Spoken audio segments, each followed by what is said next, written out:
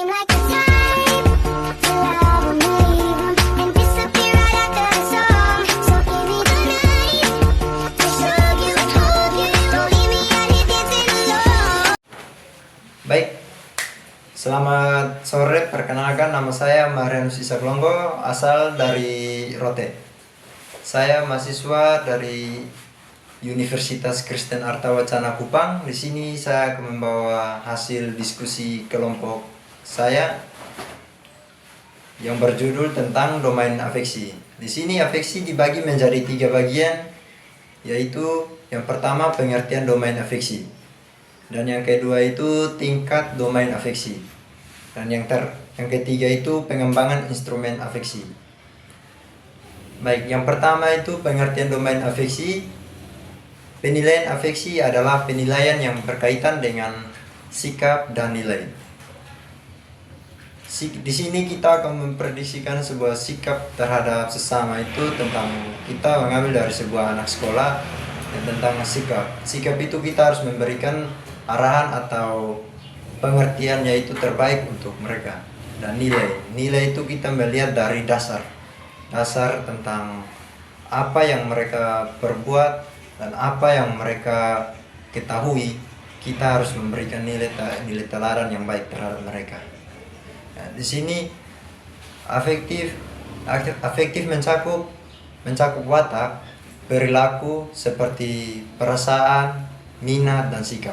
Perasaan dan minat dan sikap itu kita harus memberikan perasaan yang baik terhadap mereka agar dapat memberikan sebuah kebaikan, agar mereka itu terasa nyaman dan melekat terhadap sesama kita.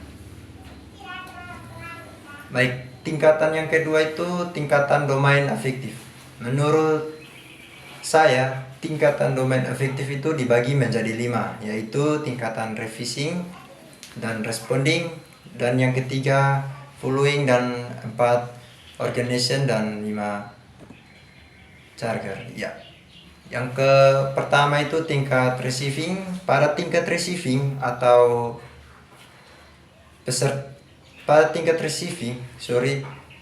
peserta didik memiliki keinginan memperhatikan sesuatu fenomena yang baik terhadap dirinya, atau misalnya kelas, kegiatan atau musik begitu. Nah, di sini kita harus memberikan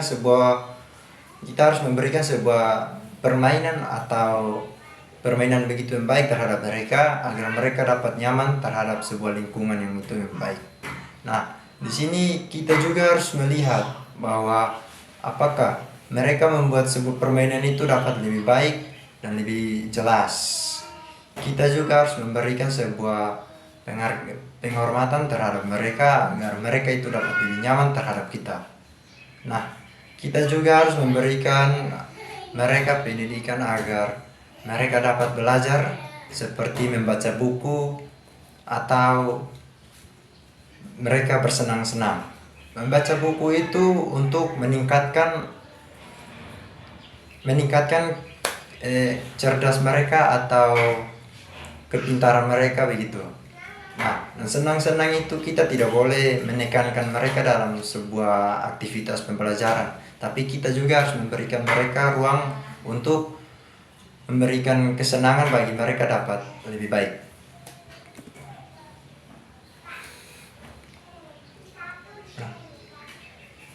Oke, tingkat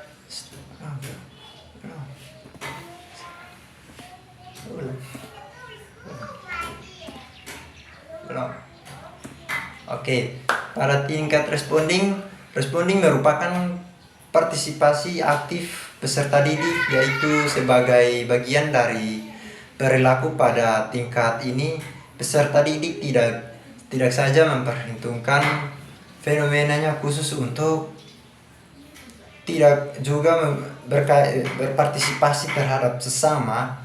Hasilnya pelajar dari manapun, kita juga harus memiliki sebuah aktivitas atau kita juga harus memiliki sebuah pandangan terhadap mereka agar mereka itu dapat belajar dengan baik dan memberikan sebuah nilai itu dengan baik terhadap mereka.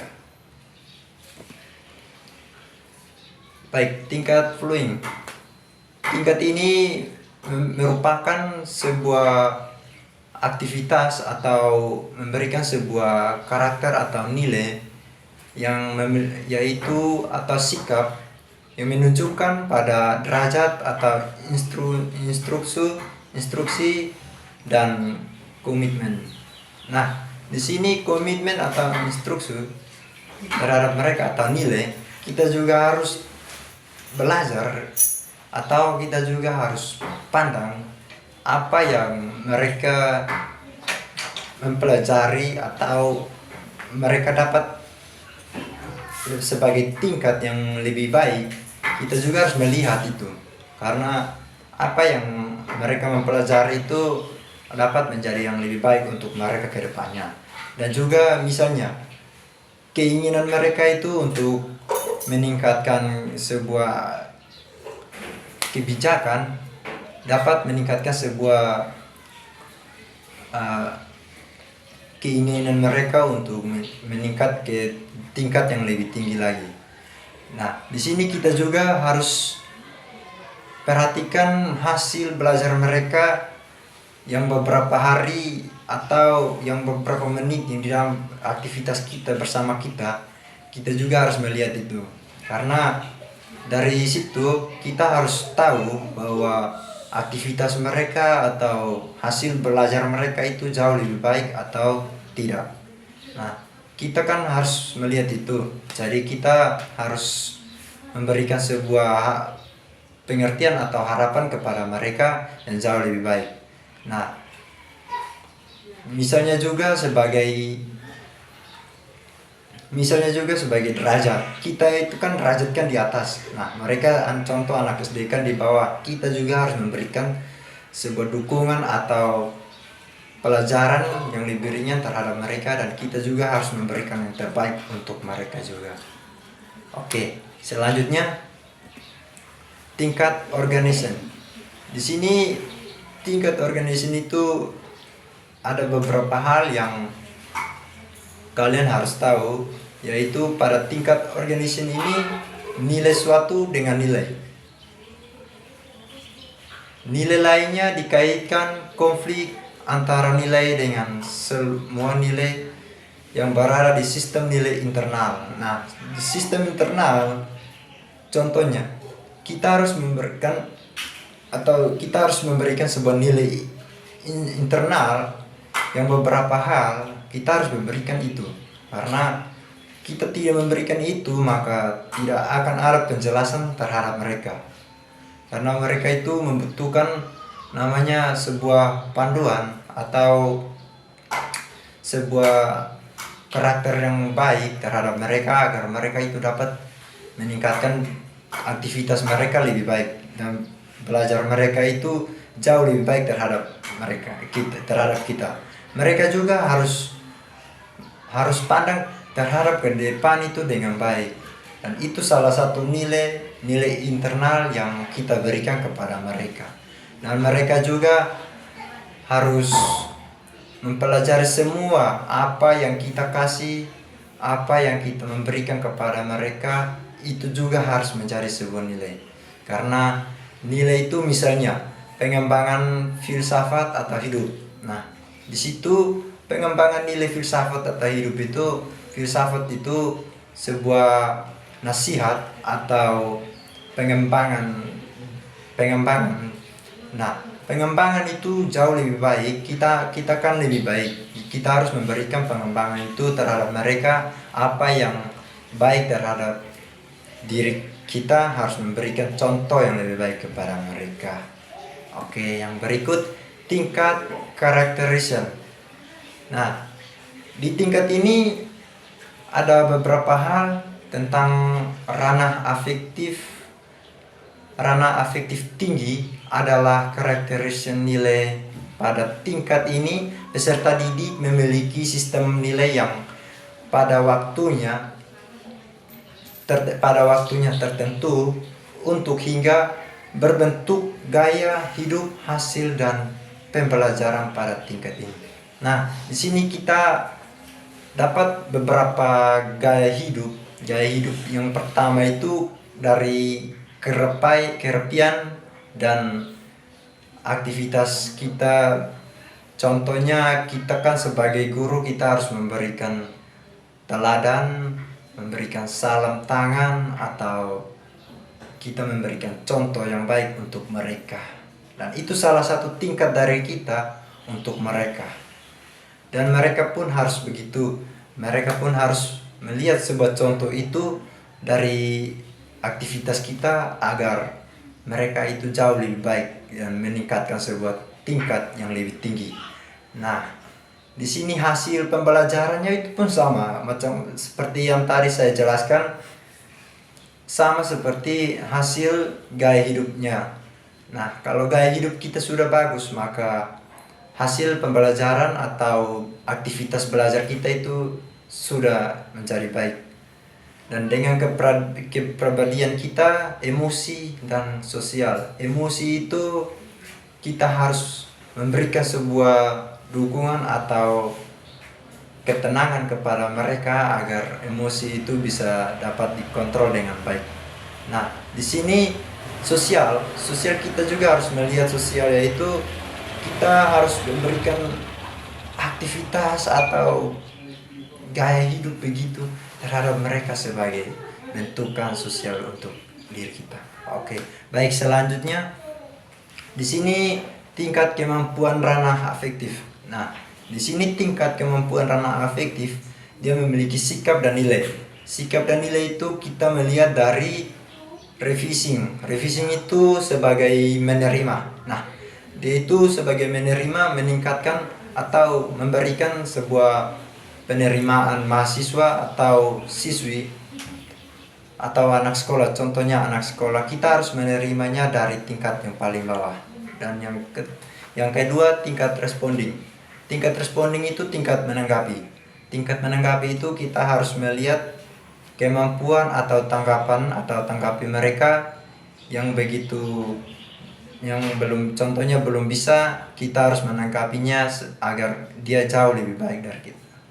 Dan yang ketiga, tingkat flowing, menghargai. Kita juga harus memberikan sebuah contoh atau kemampuan kita agar mereka itu dapat mengikuti contoh, agar mereka dapat menghargai kita. Dan tingkat yang keempat, organization mengatur itu sebagai tingkat mengatur diri. Nah, tingkat mengatur diri itu kita harus memberikan sebuah contoh untuk mengatur diri mereka, atau kita mengambil alih sebagai tingkat yang dewasa, kita harus mengatur mereka agar mereka itu jauh lebih rapi dan baik. Dan tingkat yang terakhir itu characterization, yang menjadi pola hidup. Pola hidup itu dari diri mereka masing-masing, yaitu mereka itu harus melihat sebuah apa yang kita memberikan, mereka harus mengikutinya. Baik, dan yang terakhir ini ada 5 macam penilaian afektif, yaitu yang pertama itu sikap, yang kedua itu minat, dan yang ketiga itu konsep diri, dan yang keempat nilai, yang terakhir itu moral.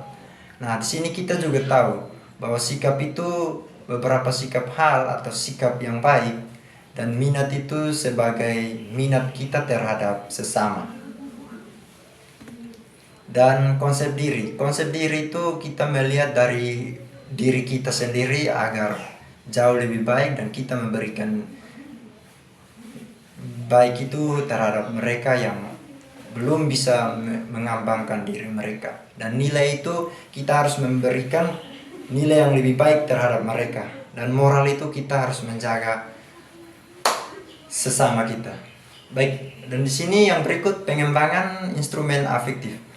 Langkah-langkah pengembangan instrumen afektif dibagi menjadi 9, yaitu seperti 1 spesifik instrumen, dan 2 itu instrumen penilaian afektif. Nah, penilaian afektif itu dibagi menjadi 3,